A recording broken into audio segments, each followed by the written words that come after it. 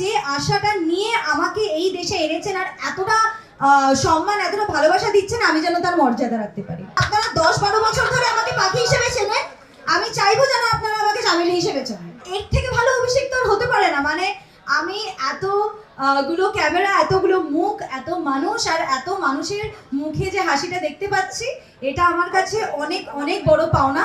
আর এই প্রথম ভিজিটটা আমি কখনো ভুলবো না। And thank you so much আপনাদের দুজনকেই।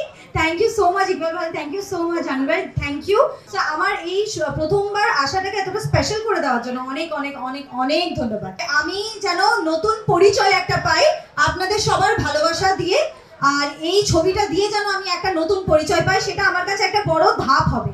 কারণ আপনারা 10-12 বছর ধরে আমাকে পাখি হিসেবে চেনেন, আমি চাইবো যেন আপনারা আমাকে চামেলি হিসেবে চেনেন। এই যে ছবির সূত্রে আমি এসেছি আর এত দারুণ একটা কাস্ট আমি পেয়েছি, আমার ভাগ্য এটা। আর সেটার জন্য আমি বলবো যে যা হয় মঙ্গলের জন্য হয়। তো আমি এই ছবির সূত্রে যে এখানে আসতে পেরেছি তার জন্য আমি ঈশ্বরের কাছে অনেক অনেক ধন্যবাদ জানাই।